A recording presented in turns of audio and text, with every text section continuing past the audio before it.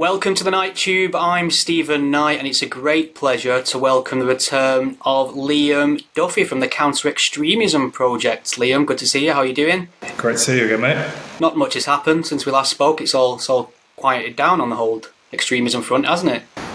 When was that? Was that 2020? I don't see. You can see I've done zero research for this conversation. Straight out there. Well, that makes two of us, so it's fine. Good. I was in my secret COVID getaway, which was Malta, last time we spoke, because like all of UK was in lockdown, and I was like I had some slivers of freedom in Malta. That's last time we spoke, so that would have been late 2020, early 2021. I mean, the timeline thing is interesting because we're going to get onto your excellent report for the Counter-Extremism project, and I just want to get the full title right because it's a bit of a chunky one. It's titled "Violence Against Perceived Blasphemers in the West: From Khomeini's Fatwa to the Present." So I've got loads of questions about this, but one of the things that struck me immediately when I started reading it was this timeline you've produced at the beginning, which documents from the fatwa to the present, blasphemy-related acts of terror or attacks, and it's all there chronologically. And it seems like they are so frequent, and it seems like history just constantly repeats itself with these things on a cycle that you can actually forget certain high-profile attacks in the name of Islamic blasphemy. So I suppose my first question, on a nice cheerful note, would be, have we completely made zero progress on the issue of blasphemy in the West? First of all, I'm glad that you said that it was a bit of a clunky title or chunky title, whatever you said, because I actually wanted and fought for a different title, but that was probably a little less SEO friendly, but a little bit more dramatic, maybe a little bit over the top. So yeah, it's a nice little "I told you so" there about the title. In terms of the timeline of events, so there's two things in the paper. There's a timeline of kind of what are often referred to as affairs, blasphemy affairs, so not necessarily relating to attacks, and certainly doesn't capture every kind of blasphemy affair. But then there's also this database, for want of a better word, of threats, plots, and successful attacks that I've pulled together. And yeah, you're right. You do, like, it kind of blew my mind how many there were. I mean, I managed to bring together over 70, which doesn't sound like that many when you think about how many kind of Islamist terror attacks have been in the last three decades or so. But it is a lot. And I think I probably had a couple of dozen in my head before I started looking into it that I could have probably, if I really sat down and thought about it, rattled off to you. But yeah, found over 70. There's definitely more out there. So it was really about just kind of getting together as many as I could to kind of try and build a better picture of the violence and the plots and their effects. And actually doing this took so much longer than I wanted it to, because every single time, and I mean every single time, between even edits, like internal edits in Counter-Extremism Project, I would send it off and say, this is the final version. And then I would stumble upon another plot that I'd missed and have to go back and do the whole thing again. And that just went on and on for a long time. So that's what makes me confident to say, even though over 70 are in there, I'm sure there's more. And there's, I did exercise pretty subjective criteria in what was actually included in the final thing anyway. So some people might have disagreements about what is in there or some things that should be in there that they think should be in there that aren't. So yeah, just an enormous amount of activity, relating to violence in Western countries on the question of blasphemy. I think you were with the Counter-Extremism project last time we spoke. Maybe you can just refresh everyone's memory exactly what the organisation is about, how it's structured, what its goals are. Yeah, sure. So yeah, to give the corporate spiel, so it's a international policy organisation based in New York. It was founded in 2014, which I'm sure you know as well as anyone was the year that really there was a lot of international attention on ISIS for obvious reasons. Since then it's kind of got a little team in the UK, a team in Brussels, a team in Berlin as well, and kind of other advisors and people on the advisory board dotted around the world. So it does try to be very much an international effort. And although it was founded against the backdrop of 2014 and ISIS's campaign, its caliphate episode in the Middle East, it does do work on all sorts of different forms of extremism. So For instance, I know that the German office is doing an awful lot of work on extreme right wing, much more on like the kind of counterterrorism end of things. I'm more interested in, I guess, the extremism end of things, but they're doing, sort of things about financial disruptions, financial flows and networks and recruitment and things like that. So some really interesting stuff, even though it's not necessarily what I work on. I'm more or less exclusively working on Salafi jihadism and to a lesser extent other forms of Islamist extremism. So how are we using the word blasphemy in the context of your report? And what's the criteria you're going for? Because that word gets used for a lot of things. I like to use it a lot. I mean, it's one of the things that I throw about willy-nilly, actually. So it'd be nice to get your idea of how it's used in this context. Yeah, that's a really good question, and one which I could have fallen down a rabbit hole in the actual paper that I did. I tried not to, but maybe did to a little extent anyway. So there's not actually, when what we're talking about here is Islamic blasphemy, right? There's not actually, an offense in Islam that we might understand as blasphemy. Blasphemy is obviously a word in the English language, in French as well, and derivatives in other languages. So in the broadest possible sense, things that we would understand or call blasphemy in Islam would be considered insulting or mocking Islam or the Prophet. That's just the broadest possible sense. I mean, I could have really gone down a rabbit hole and gone into like all the theological justifications for it. But, I'm totally coming at this from the perspective of a secular non-Muslim. So, I'm not a specialist on the theology behind it, but also it's kind of less interesting to me. I think it could have easily detracted from what I was really trying to look into, which was the violence and its effects. If I'd have gone down a whole road of trying to understand what the kind of Islamic precedent and scriptural justifications for blasphemy and what kind of punishments there are for it. When it refers to Muslims themselves, what would probably fall under blasphemy in our understanding is apostasy, which, as you know, in schools of Islam and denominations of Islam, well outside of extremists and jihadists, is punishable by death. So, there's also plenty to go on in terms of blasphemy, in terms of mocking the Prophet or Islam, both in, less so in the Quran itself, but in the hadiths and in kind of the writing of medieval scholars like Ibn Taymiyyah, who's a hugely influential figure among Salafists and Salafi jihadists, but also his appeal kind of transcends Salafists. And again, this, even just answering this question, I feel like I'm veering off into a rabbit hole naming medieval scholars, but somebody like that is important in understanding this, but also in the simplest possible sense. And I understand how simplistic this is. It refers to insulting, mocking, criticizing Islam or the Prophet. Yeah, or God, obviously. I suppose one of the things that is undeniably central to this, and obviously this features heavily in your report, is caricatures of Islam's Prophet Muhammad, cartoons. The ones that I suppose most people will be aware of are the Charlie Hebdo cartoons, and you make this great point about the sort of collision between a sort of left-wing anti-clericism, this emancipation from religious tyranny, coming into contact with very sensitive dogmas about depictions of a prophet. And it has often been termed really as punching down, hasn't it? This idea of caricaturing Islam's prophet. And it's difficult to explain to people who don't believe so strongly about Mohammed as Islamists do, or Salafis, that these people genuinely do feel this way. And you pointed out some great quotes in the report, people like Bin Laden, ISIS's own propaganda outfit, Dabiq, and things like that, where they list denigrating the Prophet in that form way above many other concerns, in foreign policy as one. So, I mean, how do we convey to people who aren't Islamist or Salafis that Islamists and Salafis and maybe the average conservative Muslim really, really care about the reputation and the honour of Muhammad in really strong ways?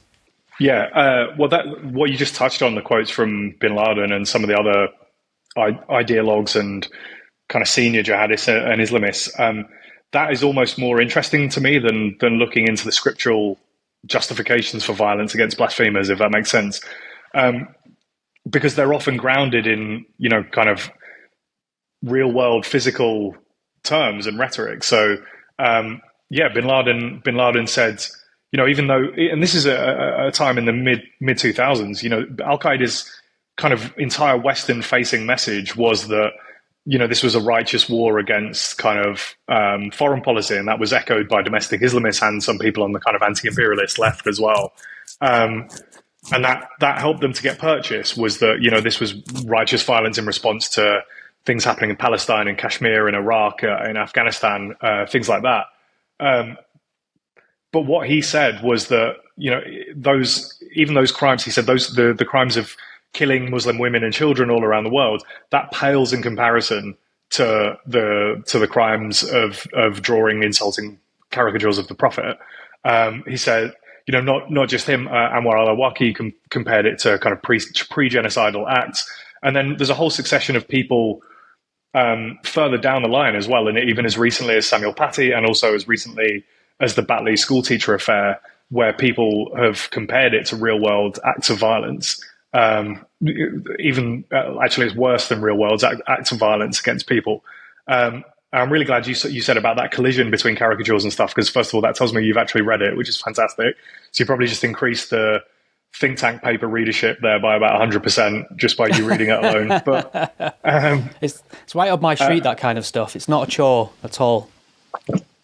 Oh, well, I'm kind of flattered to hear that, just because I wrote it. But yeah, no, that's right. I think like what you mentioned about that coming together of two cultural, to this clash of two important cultural touchstones is kind of like a product of globalization. And the kind of Northern Irish Charlie Hebdo journalist, Robert McLean Wilson, has touched on this point as well, is that, in a lot of European countries, there's this brutal history of like satirical cartoons going back hundreds of years. And particularly in France, it's to do with, since the revolutionary days, it's to do with, mocking figures of authority, be they the monarchy, the aristocracy, or the clergy. And those traditions have continued into modern times. So you have these from like Yillin's Post and Charlie Hebdo. You have these cartoons that were really for a very specific cultural context, from a very specific cultural context, and for a very specific audience, which because of technology, less so in Yillin's Post, but I'll come back to that, but because of technology are kind of beamed instantly around the world, but also beamed internally inside of those countries to, anyone can access them within seconds as well. And that really changed it. And that put that tradition of European cartoon making on a collision course with the sensibilities of, a Muslim population inside Europe, but also Muslims in other parts of the world, which were never the intended audience for these, really quite often belligerent and brutal cartoons. So it's just an interesting dynamic there. And even to an extent, you can see that South Park is an extension of that kind of tradition of satirical cartoon making. And South Park, as you know, has been at the center of a blasphemy affair as well. My late friend, who was a reformed jihadist, Jesse Morton, went to prison for helping to solicit threats against the creators of South Park after they did an episode involving the Prophet Muhammad. The reverberations from all of this and cartoons and the central role they play is enormous. I mean, really, the Yillin's Post affair in 2005 kicked it off. But then the reverberations of that are really in what happens in Charlie Hebdo 10 years later, because Charlie Hebdo reprinted the Yillin's Post cartoons and then did their own cartoons. And then later after that, Samuel Paty is beheaded because he showed the Charlie Hebdo cartoons. So the tale of these affairs is enormous, like the impact. And with the murder of Samuel Paty, you're talking almost 2 decades. I suppose, and I've become very negative about this of late, I think, and I will always remain for the freedom of expression. I think this idea that news media outlets across the world should have reprinted these cartoons as a sort of show of solidarity and, lessen the impact of drawing a target on specific people's backs, etc. And I don't think we should stop satirizing what we want to, especially where religion's concerned. However, I'm being very careful not to say but after here, we know for a fact that violence, death, will follow from any high-profile publication of these cartoons. And actually, as you just pointed out, not even high-profile publication. Someone like Samuel Paty, as you chronicled in your report, he became the subject of a lot of internet chatter. Because he had shown this cartoon in the classroom under a lecture about freedom of expression. He hadn't even published it. He'd just shown it in the context of a lesson, and that cost him his life. So I can understand why people are very unwilling to jump on the Je suis Charlie bandwagon and show these cartoons. But has it just become a point now where we, it might be sensible not to draw it? That hurts to even ask. Yeah, no, but I agree. And these are all questions that have mulled around my head. And like, even writing this report, I'd be lying. And even having this conversation, I'd be lying if I said that this subject didn't make me nervous, which is the entire problem that we're dealing with here. Like, I think to an extent, the really kind of belligerent acts like, we've seen in Sweden in the last few days, weeks, burning of the Quran and stuff like that. I'm sure you or I would never do that. Because violent consequences are a consideration. Of course they are. But, that's a needlessly insulting and inflammatory act. But that doesn't tell the whole story. They're not the whole story at all. I mean, just in France, since Samuel Paty's murder, there's been a massive proliferation, of threats against teachers and educators. And there was one case where a teacher actually only mentioned the Charlie Hebdo cartoons in a lesson, and he was threatened by the relative of a pupil with the same fate as Samuel Paty. So, yes, the kind of attention-grabbing episodes are related to what you might see as vulgar cartoons and stuff like that, but the effects are a lot wider and a lot more corrosive, and they do touch people who have no intention ever of offending or doing anything. You can see the cat going past there. Have got no intention of doing anything vulgar or insulting. That's the case with some of the threats and plots against individuals and institutions in the paper that you talk about. Some people are just trying to write a novel. Some people are trying to. Tom Holland, the historian, not the Spider-Man actor, I think he got death threats because he did a documentary on the origins of Islam. So to focus, even though those episodes are important, like Charlie Hebdo and like these other, there's the incident with the pastor Terry Jones in Florida who said that he was going to burn Qurans, and that caused a massive kind of wave of global indignation. Those episodes are important, but it's much, much deeper and much broader than that. And the effects of self-censorship are enormous, to the point where, like I said, if people like you and I are nervous about even talking about the response to blasphemy, then it's quite a sad state of affairs.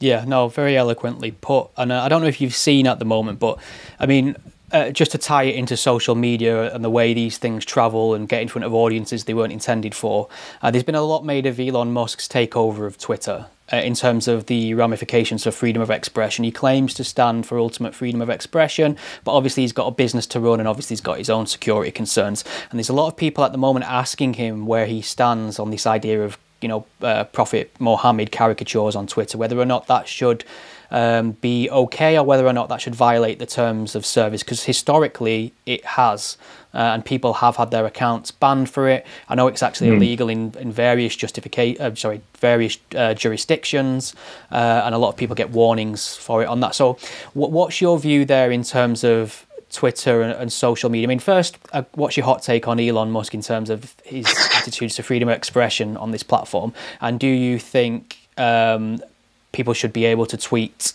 images of the Prophet Muhammad on Twitter without getting the ban hammer? I don't know if I have a hot take on Elon Musk. This will be enormously unpopular if anybody listens to this in like the field that I work in, for want of a better term, field, because I know that caused quite a lot of indignation, and there were quite a lot of people who are not fans of Elon Musk. But I thought the initial takeover of Twitter was probably a good thing, because I think there were real problems with freedom of expression on the platform, and I think that whole argument of people saying it's a private company, they can do what they want, that doesn't really fly to me. I think it's far too important, it's too big for that. These things, especially since COVID and during COVID, these things are the public square, and they play such a central role in the debate that they're almost more like public utilities than like a private company. It's not the same as getting kicked out of a restaurant for being vulgar, right? Like it's, people debate important ideas on there. And when you're in a situation where kind of a small team of moderators or algorithms is deciding where the Overton window lies, a small team of moderators in like Silicon Valley, which is quite far removed from the kind of politics and values of most Americans, let alone most of the global population. When they've got a small team of moderators there, kind of setting the Overton window for debate on things like gender in Britain or France, then I think that's really quite problematic. Not to use a word that they would probably use about speech. So I think there was a real. I think social media in general was heading in a really bad way, and it needed something to reverse it.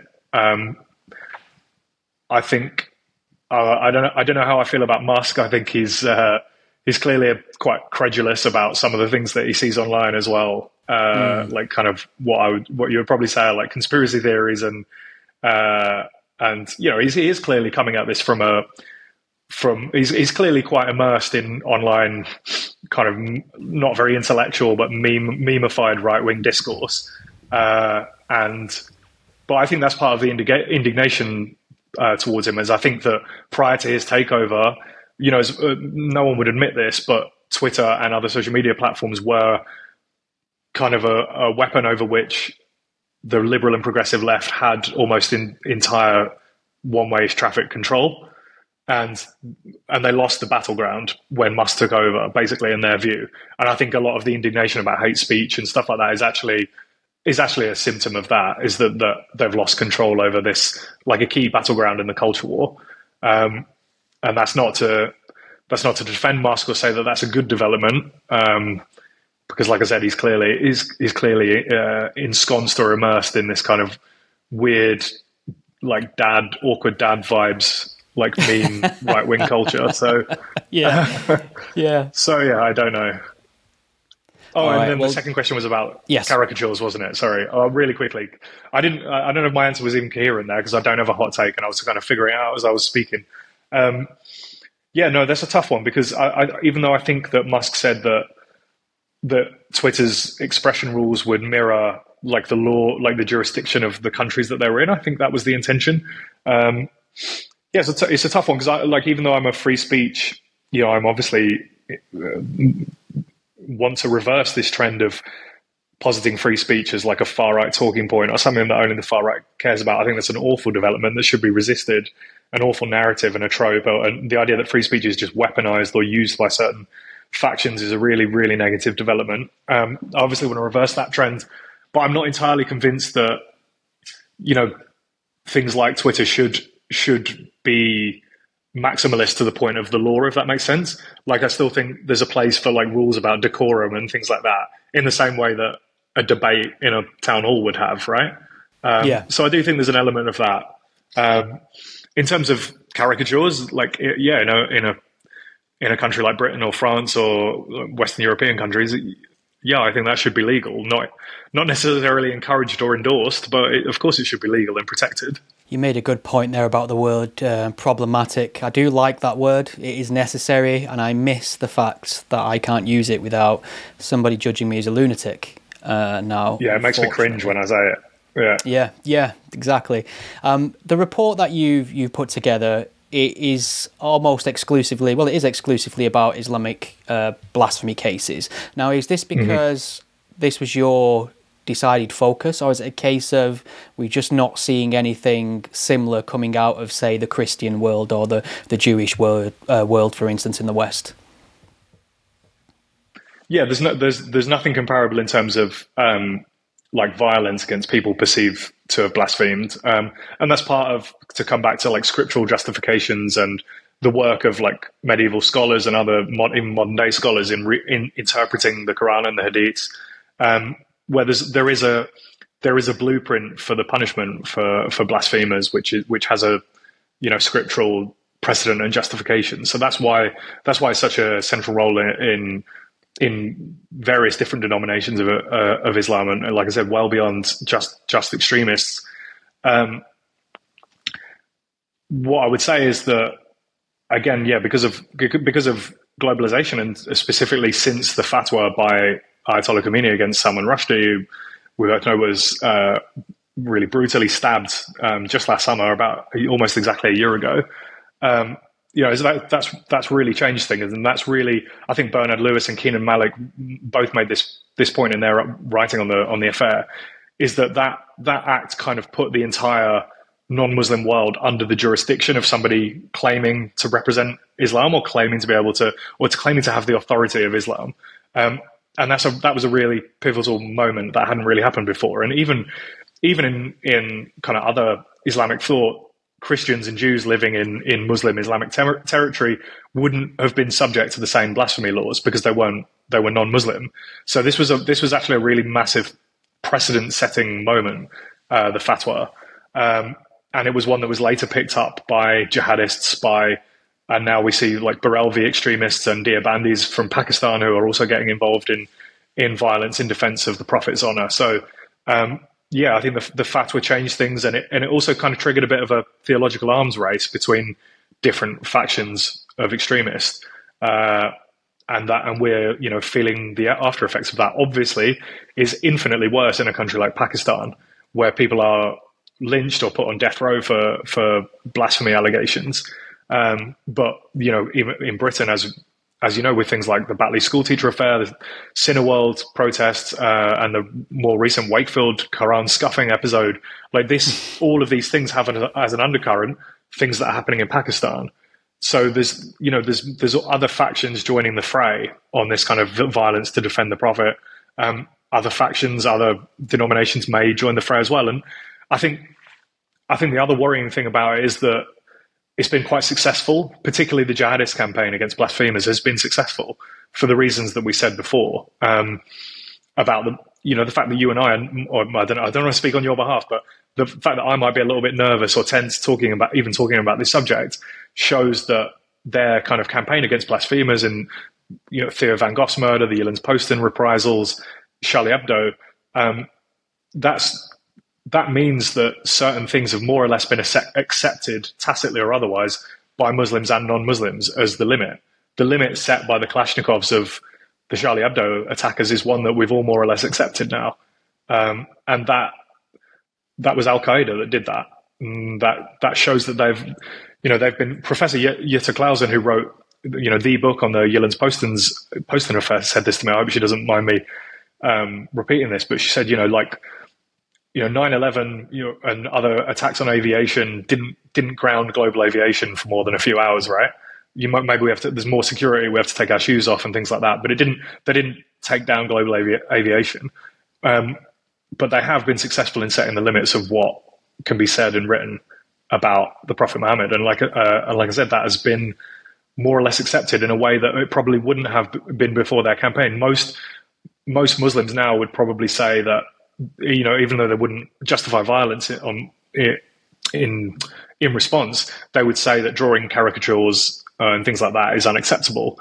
But that wasn't necessarily the case prior to these acts, and certainly not in Shia Islam, where there's a long history of depictions of the Prophet Muhammad. So in that respect, it has been a successful campaign. Yeah.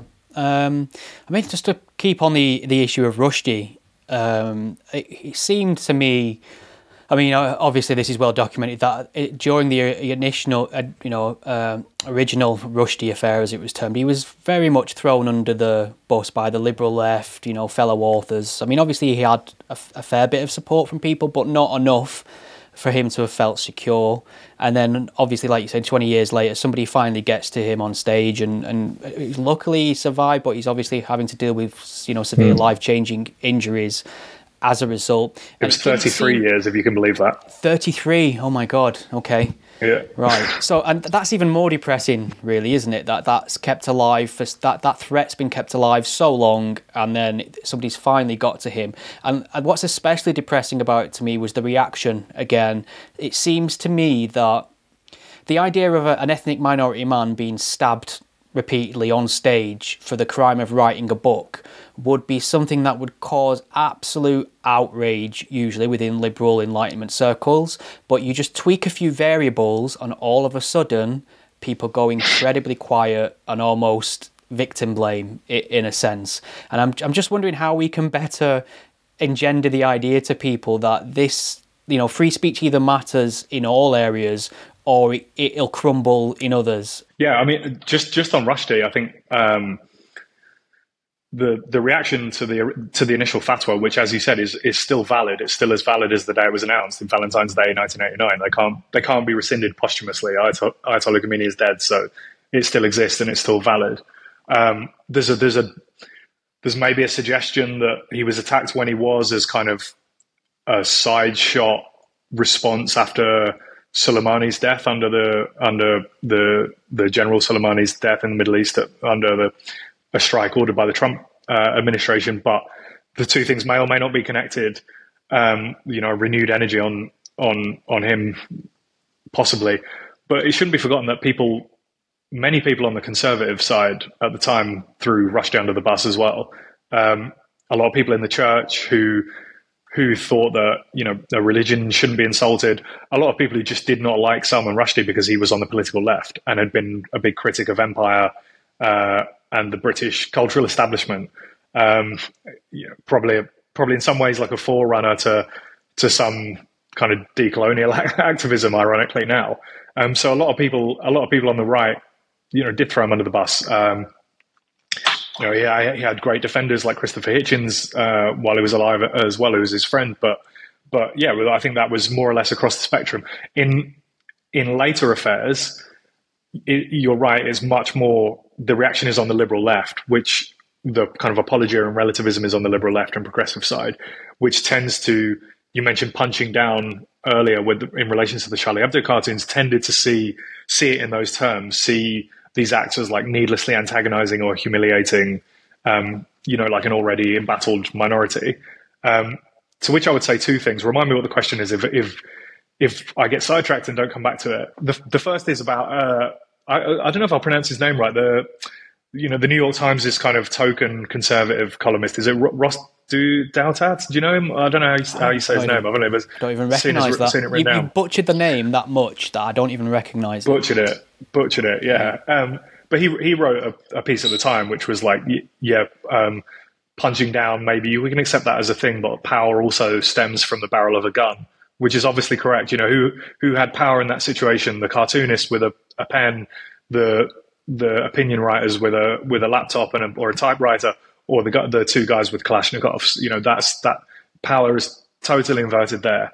The second thing is you can say that it's punching down, but that really misunderstands the dynamics within certain communities, and especially in France, where this has been the role of like Islamists and Salafists has been massively debated. Is actually these kind of clerical figures do exercise an awful lot of control over people's lives, particularly women and girls.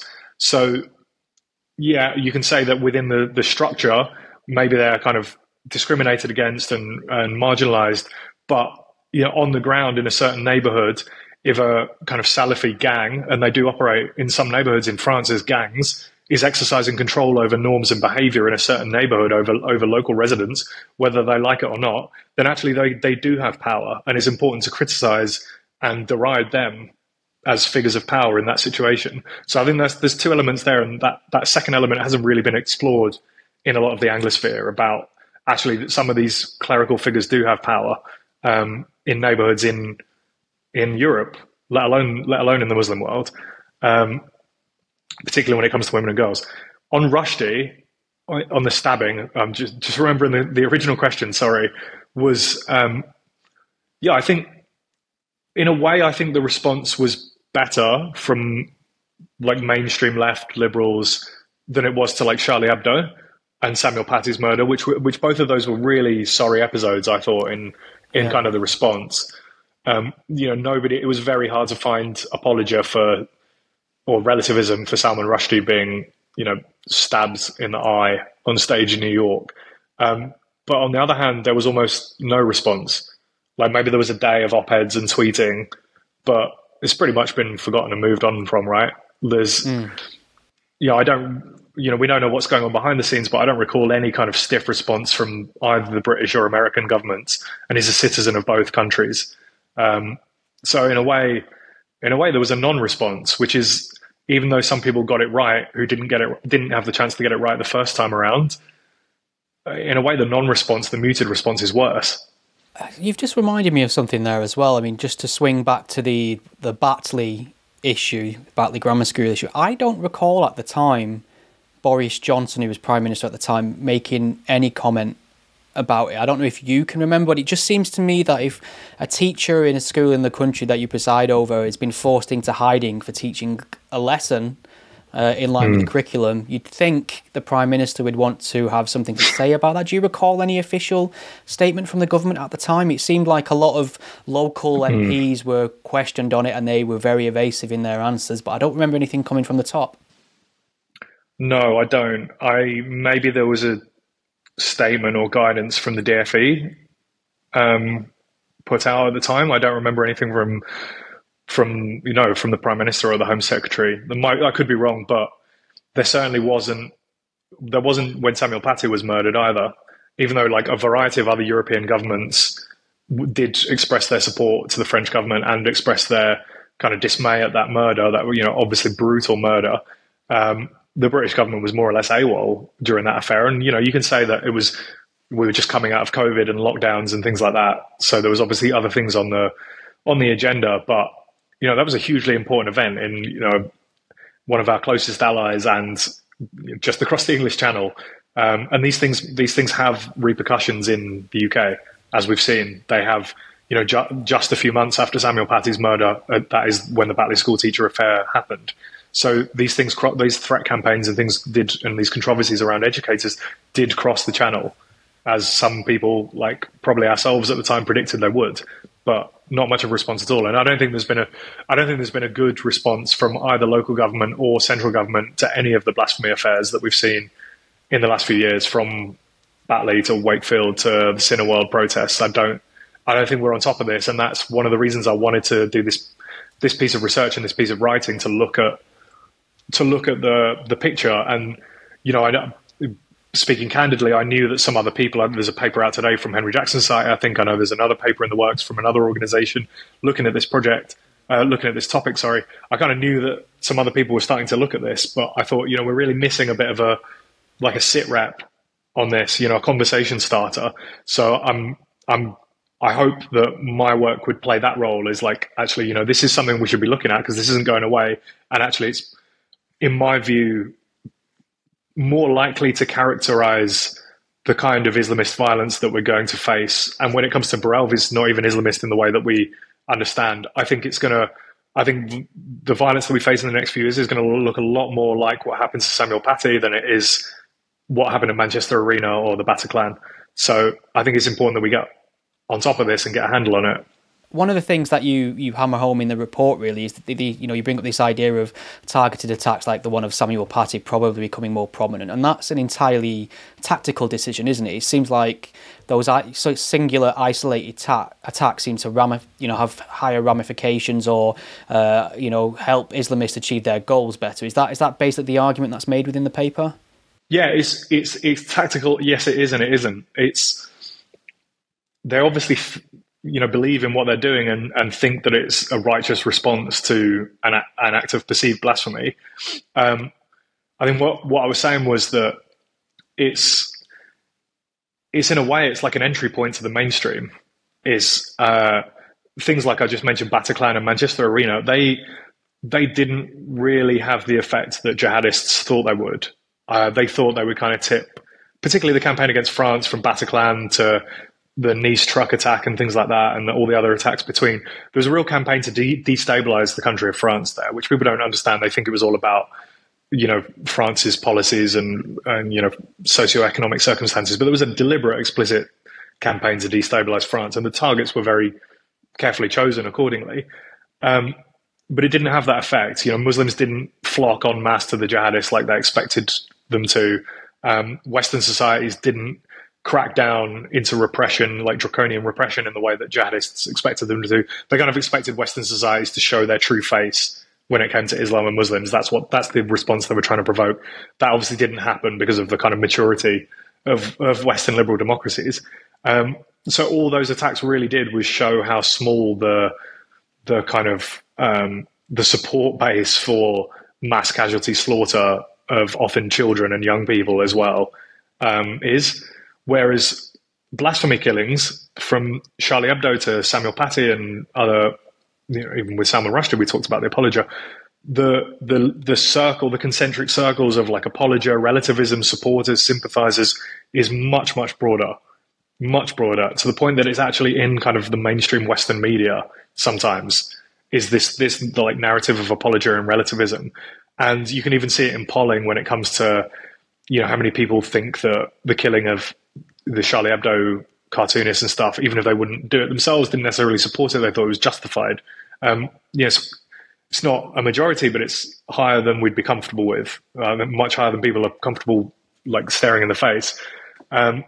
Whereas, if you ask the same question about whether bombing children and teenagers and their families in Manchester Arena was justified, is a very different answer. So there's that aspect to it, and I think that jihadists, they're not stupid. They're not like just bloodthirsty, rage-filled monsters always looking for the next infidel to behead. They are recalculating. They are strategic. They will think about these things. They will notice the difference in reactions. They will have noticed the massive global campaign that happened after Samuel Paty's murder. But also, we're entering a period where Salafi jihadists are not necessarily on the front foot, and they're not necessarily looking to conduct mass casualty attacks. If somebody, even if that's not their priority as a movement, if somebody is deemed to have committed an act of blasphemy, they will still respond because they think they have to. They think that's obligatory. A response to that is obligatory. So that's one thing it is that the database shows is that even in these periods, because it goes in periods of ebbs and flow, even in these low activity periods for jihadist terrorist attacks, blasphemy violence is much more consistent and constant, and has been more or less a constant since the early 2000s in Europe. And if you include Iranian campaigns, goes much further back. So like the Jyllands-Posten cartoons affair caused about a decade of terror plots against Denmark alone. Even when Al-Qaeda, pre-ISIS, and when Al-Qaeda was massively on the back foot, when bin Laden had been killed, al-Waqi had been killed, the group's leadership had been decimated, they didn't have a foothold in any territory anywhere, plots against Jyllands-Posten and other Danish targets continued. So it just shows you that blasphemy killings are not necessarily tied to the fortunes of any one group.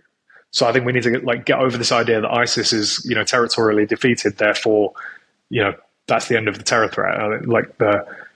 Maybe it's the end of mass casualty attacks for now, but there's this other kind of brand of violence which I think will continue.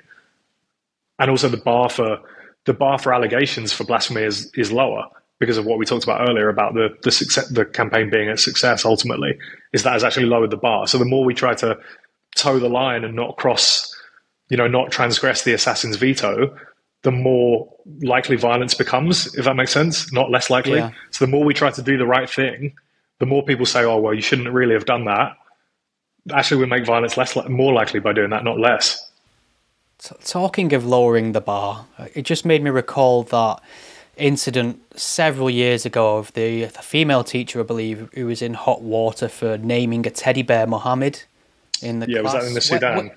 Yeah, I don't know if she's possibly still in hiding. I'm not sure, but I suppose that's an example of even when well-intentioned actions can get you in hot water with this particular ideology, because I think from her perspective she was trying to do something progressive and friendly and teach about a different religion, and ended up standing on a landmine. And I think that's what we're all afraid of, and I think that's taps into the idea of the nerves that we both have having this conversation, that we may say the wrong thing.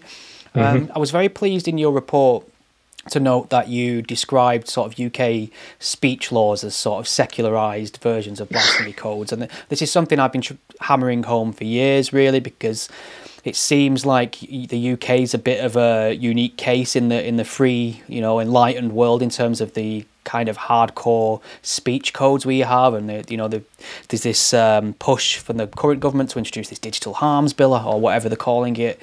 Now, why does this country have such an issue with language? And it's not even really something that's only in law only and not really acted upon, because we are seeing record numbers of arrests and prosecutions for people posting things online, even memes, lyrics, all sorts of crazy things. The potential to even misgender somebody may get you in, earn you a knock on the door by the police. Why does the UK, a seemingly free and liberal society, have such draconian speech laws?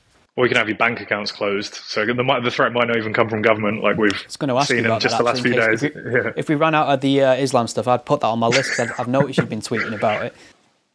I think I tweeted once, maybe twice. Yeah. So there's an argument that every society has, in a way, its own kind of blasphemy codes, like its own unsayables. And I do think there's something to that, and that's why, some maybe in a cynical way, but there's something to it as well. Some people would say that, the stuff about freedom of speech, particularly relating to Charlie Hebdo and what's been going on in France, is not necessarily about freedom of speech. It's more about sovereignty.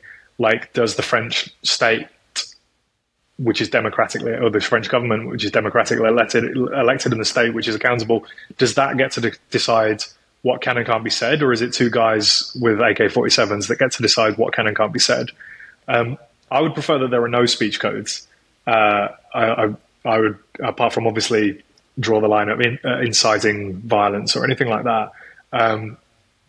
But I think it's a fact that the energy for speech codes that maybe we had relating to religion a few decades ago has kind of been filtered into, into hate speech laws.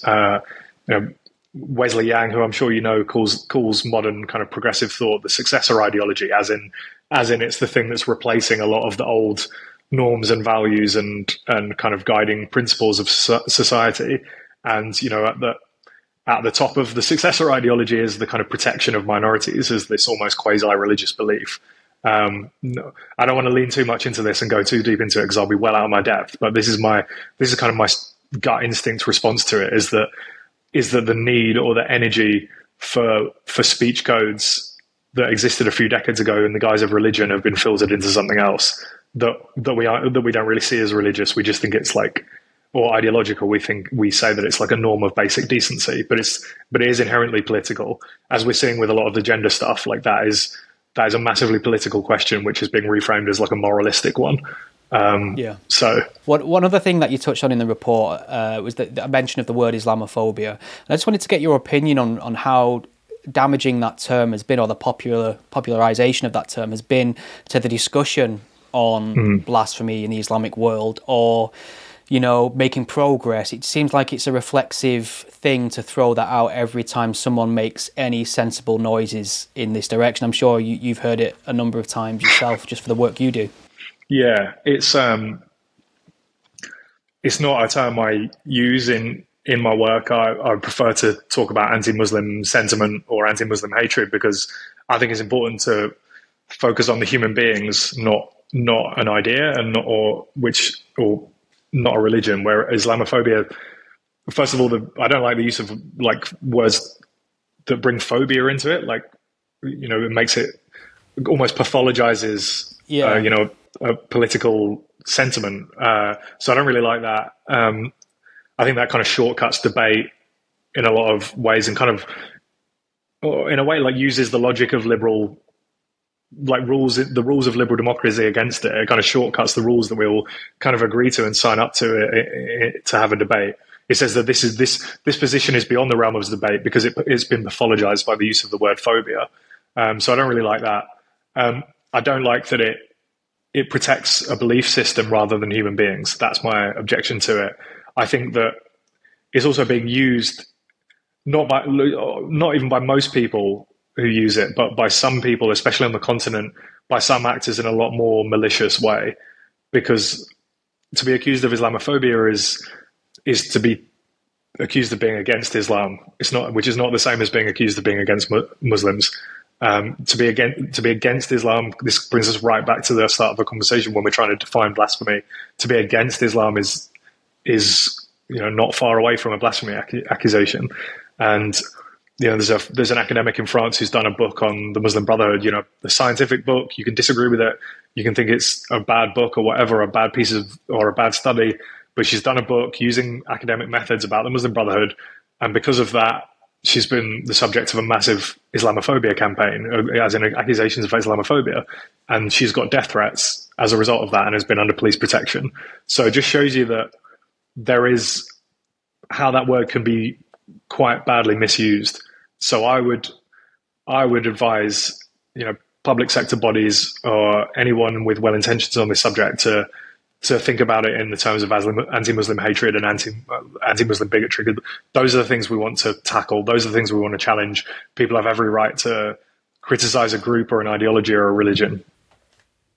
Yeah, no, that's a great answer, and it's I completely agree. I always cringe when I see that word, and I always opt for anti-Muslim bigotry because that is something we should really care about, and I do, and I find it really annoying that Islamophobia is reflexively thrown out. I mean, that's a great point that I hadn't really considered that you just made. That just the accusation of Islamophobia really is tantamount to an accusation of blasphemy, and obviously your reports highlighted where that can end up for sure.